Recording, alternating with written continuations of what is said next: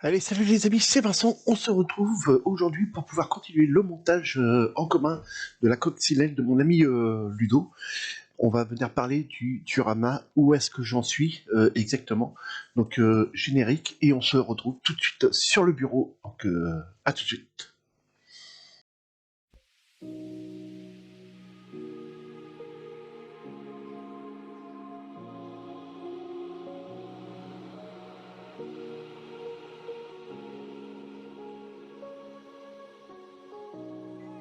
amis, c'est Vincent, passion maquette.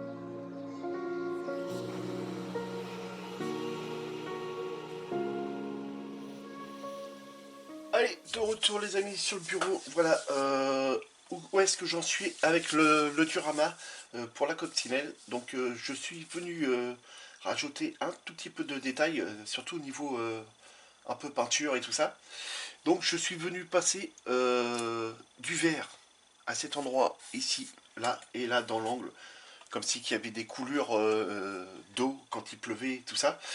J'en ai passé aussi sur les briques en dessous, c'est pour ça que c'est un tout petit peu plus noir. Je ne sais pas si vous voyez bien. Donc voilà, comme ceci. En plus, comme on a une végétation qui pousse sur le côté, et ben, ça entraîne un apport d'humidité dans le mur qui absorbe l'humidité. Comme c'est de la brique, ça absorbe beaucoup d'eau. Une brique sèche, à savoir, c'est que ça peut absorber jusqu'à 1 litre d'eau, les amis.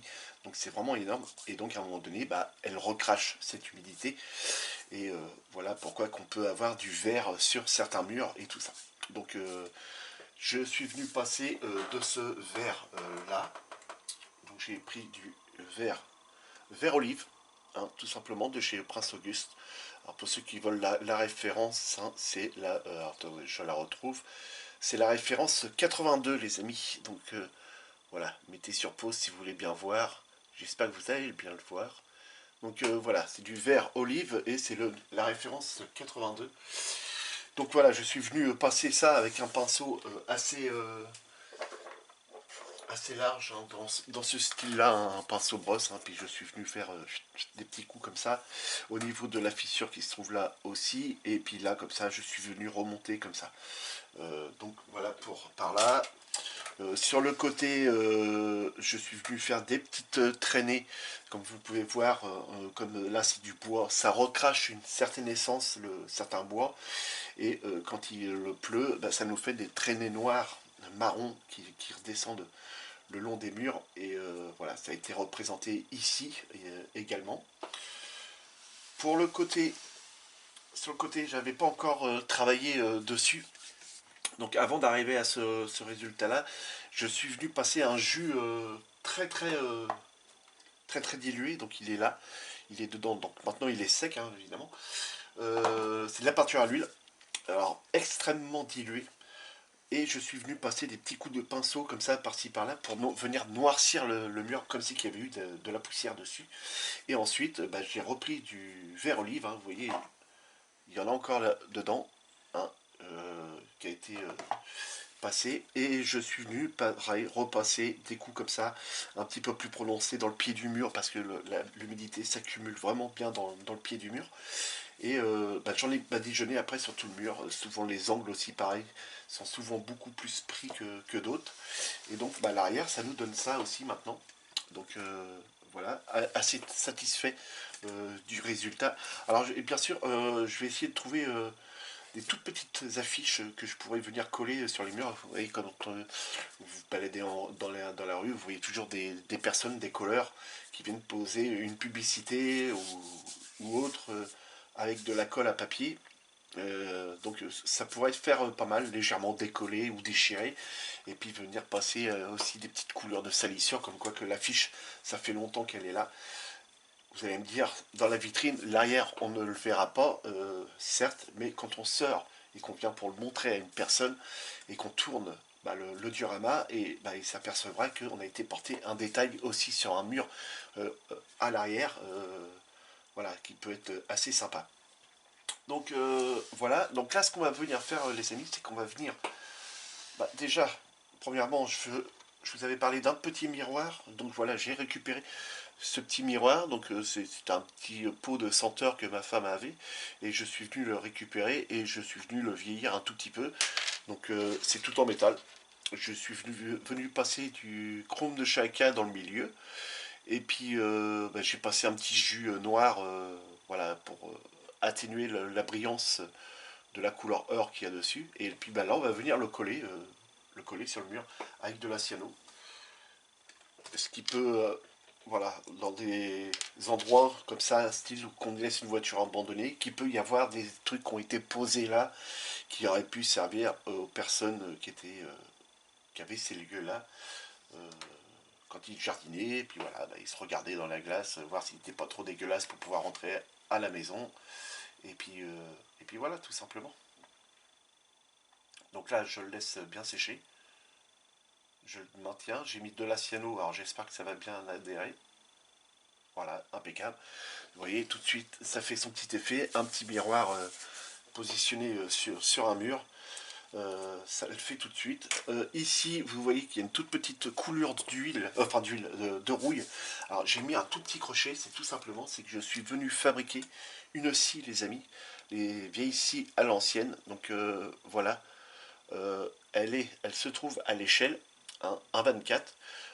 J'ai pris les références via notre ami Google, hein. J'ai trouvé la photo de vieille scie, hein. Il y a la toute forme et tout ça, mais celle-ci, voilà, c'était la plus simple pour moi pour pouvoir la réaliser.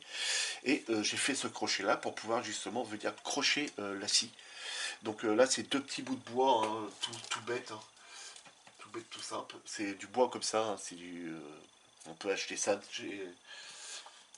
dans des petits magasins de bricolage ou des personnes qui ont encore des magasins de maquettisme ou qu'on peut arriver à en commander ou n'importe quoi. Donc ça, je crois que c'est du 2 mm par 2 mm. J'ai trouvé ce morceau de métal, c'est de la corde de métal tressée, toute fine, que j'avais trouvé ça chez Cultura. Là, c'est un tout petit morceau de bois que je suis venu rajouter au niveau du fil, parce que c'est ce qui sert à tendre le câble qui se trouve ici. Ça étire ces deux parties-là, ici et ici.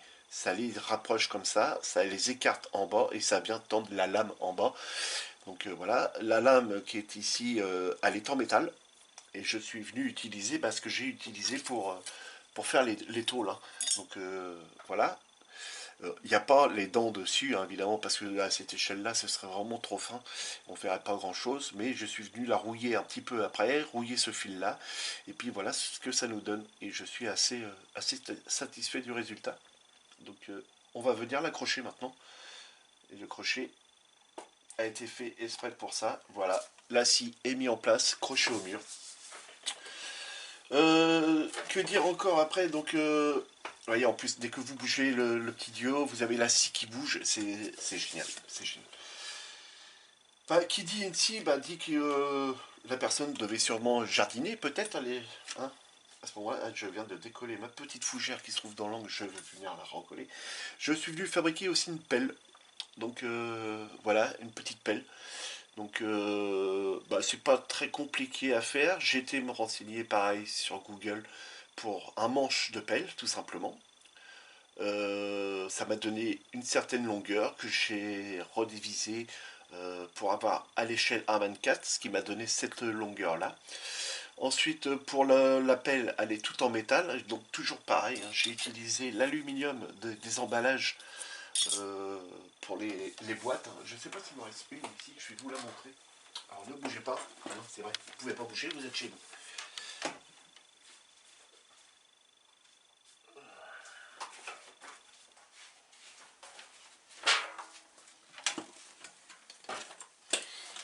Donc c'est ce genre de boîte, vous voyez.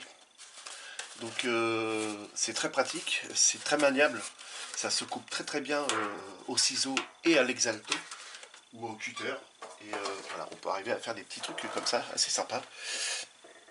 Donc je l'ai découpé, hein. Pareil la pelle, je l'ai pris par rapport à l'échelle d'une vraie pelle.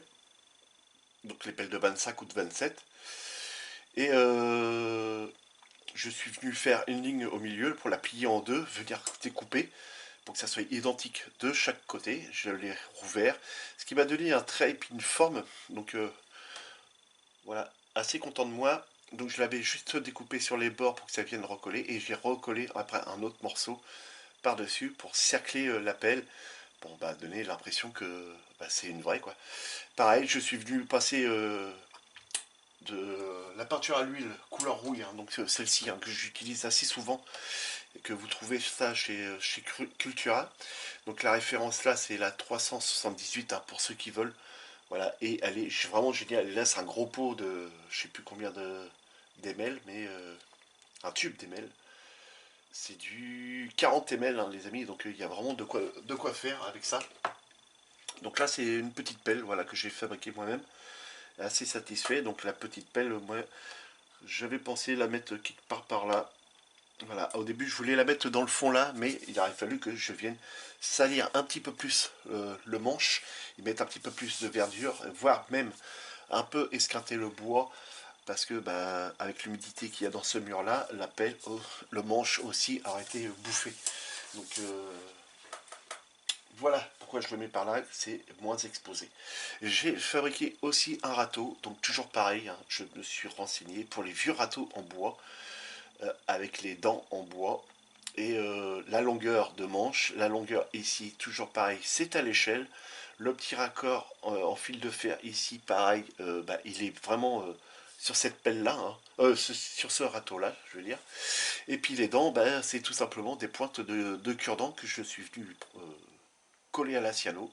Ensuite, un petit coup de peinture dessus, un petit vieillissement, et puis bah, voilà le résultat. On a un super râteau à l'ancienne, avec les dents en bois, comme nos grands-pères pouvaient avoir à l'époque dans leur jardin. Donc c'est pareil, je le mets ici. Donc il remonte un petit peu parce que bah, tout simplement c'est que l'herbe synthétique est très redressée. Voilà, mais si on appuie, il n'y a pas de souci. Ensuite je suis venu fabriquer bah, une faux. Voilà. Euh, voilà, vous allez me dire pourquoi une faux. Bah écoutez, parce que j'aime bien, c'est assez ludique comme engin. Et ayant déjà utilisé cet outil-là pour tailler l'herbe qu'il y avait dans un terrain qu'on avait. Et ben, on a utilisé des faux et c'est assez sympa comme outil. Bon, je vous dis pas qu'à travailler avec ça toute une journée, non, je pourrais pas. Enfin, je pourrais plus. Mais c'est assez sympa et c'est pas si compliqué que ça à faire. Donc toujours le même diamètre de bois qu'on a, que je vous ai fait voir tout à l'heure, hein, du 2 mm par 2 mm à peu près. Toujours pareil, le même métal que je viens de vous faire voir, hein, l'espèce de boîte. Donc, et toujours pareil, notre ami Google pour avoir les références et la longueur de manche. Alors là, à savoir que la longueur de manche est adaptée pour ma hauteur à moi, donc 1,70 m. Je mesure 1,70 m et puis là, on nous dit qu'il fallait un manche d'1,60 m. Et donc là, j'ai représenté ça à l'échelle et normalement, c'est ça. Si j'étais à l'échelle 1,24, je pourrais m'en servir. Ensuite, bah, tout simplement, j'ai été rechercher une lame de faux, tout simplement sur Google. Et ça m'a donné une certaine distance. Donc là, normalement, c'était 60 cm. Et à l'échelle 1,24, ça nous donne ceci, les amis. Et là, pour vous donner en longueur, la faux, elle fait... On est à 2 cm et demi de lame, les amis. Pour une échelle 1,24. Et bah pareil, je suis venu la rouiller parce que bah, elle ne sert plus, tout simplement. C'est qu'elle est restée immobile pendant des années. Et donc ça, j'ai décidé de la mettre comme ceci. Voilà. Donc ça nous fait un petit tas d'outils juste à côté de la voiture, ce qui est assez sympa. Donc ensuite, bah là, vu que j'ai posé mon miroir et ma scie, les amis, on va pouvoir venir poser le toit, venir le coller. Et ça, je suis très content parce que depuis le temps que je dois l'installer, donc là, tout de suite, je vais vous faire voir le toit, les amis, où est-ce qu'il en est. Il est fini pour moi. Donc j'ai juste à le réinstaller correctement. Donc voilà. Les amis, le toit, avec le buisson sur le côté, comme je vous avais dit, qui remonte sur le toit. J'ai rajouté de la mousse sur le toit aussi. Donc c'est la mousse que j'avais achetée de chez Gensoft. Ensuite, je suis venu passer de la peinture, je crois que c'est celle-là, c'est la de celle-ci, voilà. C'est de la peinture olive moyenne. Et donc là, c'est la référence 81 pour ceux qui veulent, de chez Prince Auguste. Donc je suis venu la diluer un tout petit peu, voilà, hein, dedans, avec de l'eau évidemment, ou celui-ci, pour ceux qui n'ont pas. Ça c'est du Improver, donc c'est pas celui-là, mais c'est celui-ci. Donc voilà, celui-ci, hein, c'est du diluant pour les peintures Prince Auguste, et ça va très très bien. Et de temps en temps, je suis venu repasser un petit coup de peinture pour casser la même couleur qu'on avait, hein, c'était un vert un peu pâle et tout ça, donc pas très joli. Et en venant repenser de cette peinture là dessus, ça nous donne un effet vraiment mousse. Et ça, c'est assez sympa aussi. Donc le toit est vraiment, je trouve que j'ai bien réussi mon toit. Et bah, voilà ce que ça donne, les amis. C'est vraiment génial. J'adore. Et je suis en kiff total. Donc là, on va venir coller le toit. Donc là, pour l'instant, je peux le renlever. On va venir décrocher. Ah, je fais gaffe parce que ça a tendance à vouloir se crocher entre eux. Donc là, on va pouvoir venir coller ça.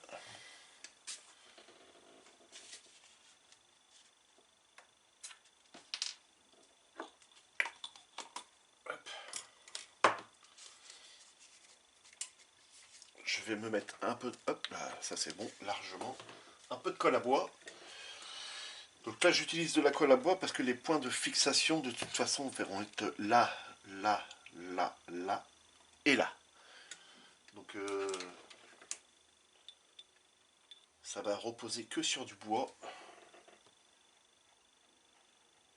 Ici, ici à peu près. Ici et ici, là. Alors là, faut pas hésiter parce que je crois que mon morceau de bois est un tout petit poil plus bas. Donc il faut vraiment y mettre de la colle. Et ici. Voilà. Et là, j'ai plus qu'à reprendre mon toit et venir le coller. Donc mon point de repère, hein, de toute façon, quand on regarde là sur le côté, ça vient à ras ici. C'est ce que j'avais pris en point de repère dès le début. À ras ici. Et normalement, du dessous, il faut juste qu'il remonte un petit peu comme ça. Voilà, ici c'était à ras, ici aussi. Voilà, tout simplement. Ah, je vais recoller ça, c'est pas grave. Alors, j'ai ma fougère qui arrête pas de se décoller parce que je tape tout le temps dedans. Alors j'ai hâte de le finir aussi, celui-ci, parce que j'ai d'autres projets en cours, bien entendu. Hein. Enfin, d'autres projets qui vont arriver. Voilà. Donc voilà les amis, ce que ça donne. Donc on va regarder de derrière si les buissons sont jolis. J'ai vu que j'avais un petit bout de machin là. Voilà, que j'avais mis positionné comme ceci à l'intérieur. Comme quoi que l'air, enfin cette espèce de lierre avancée comme ceci. Donc après, si vous pouvez toujours en rajouter, il n'y a pas de souci. Ici, vous voyez que là, il est pendant. Alors on pourrait encore rajouter là et pendouiller ici. Mais voilà, le principal, c'est pour la voiture. Et je suis venu installer ce petit support. Alors là, il n'est pas encore collé dessus parce que tout simplement, c'est que là, je vais faire une vidéo finale. Là, tout de suite, oui, oui, ensemble, on fait la vidéo finale de la coccinelle et du diorama. J'attends de pouvoir recevoir ma figurine, les amis. Je vais mettre une petite figurine là d'un petit père qui regarde la voiture ou qui est accroupi au niveau de la voiture, qui regarde peut-être le trou qu'il y a dans l'aile. Et une fois que la figurine sera arrivée chez moi, je vais la peindre tout ça et je vous referai une vidéo voilà dessus en mettant la figurine du personnage. Vous verrez aussi la petite affiche que j'aurais trouvée pour mettre derrière, bien entendu. Mais là, on va faire la vidéo finale de ce montage en commun qui m'a beaucoup plu. C'était vraiment génial à faire. ça prend du temps à faire, mais le résultat est là et je trouve ça assez fabuleux. J'ai encore ce fil là, donc on n'est pas encore parti, hein, les amis. Le tout petit fil là qui doit être raccordé à mon interrupteur qui se trouve tout en bas. Donc là, je vais juste prendre un peu la longueur pour pouvoir le raccorder. Il n'est pas trop mal. Donc je vais juste y mettre. Là, sinon, je vais mettre un petit peu plus de lumière pour mieux y voir. Mais me prendre mes lunettes loupe, déposer un petit point de colle sur mon inter. Voilà. Je rebouchonne ça. Je vais prendre ma petite pince.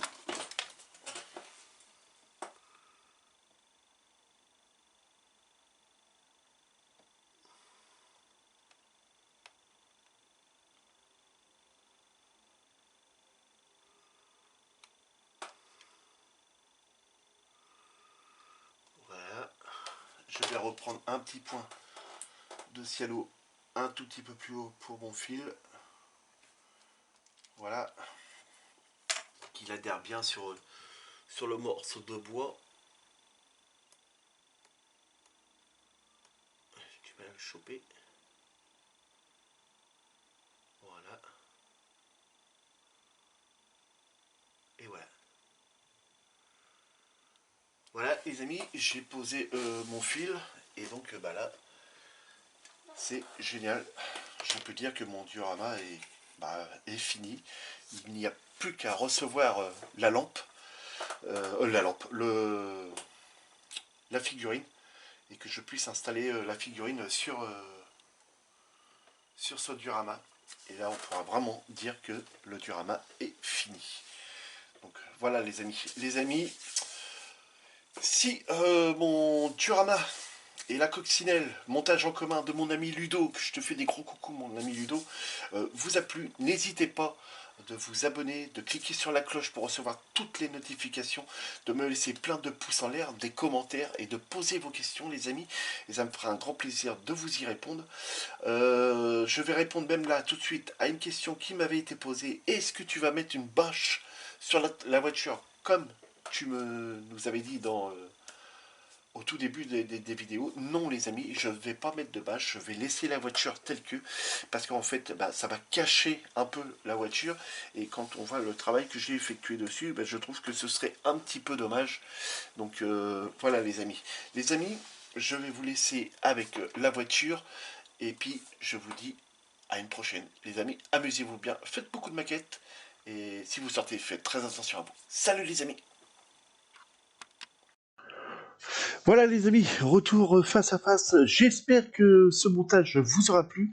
Donc n'hésitez pas, hein, comme je vous ai dit dans la vidéo, à me laisser plein de commentaires et à poser des questions, les amis. Voilà, comme je vous ai dit, dès que je reçois ma figurine, je vous remonte tout le diorama et la figurine posée dessus. Et puis vous verrez que ça va claquer fort. Donc les amis, hein, comme je vous ai dit, amusez-vous bien, faites beaucoup de maquettes si vous sortez, faites très attention à vous, et je vous souhaite à tous un excellent week-end. Salut les amis!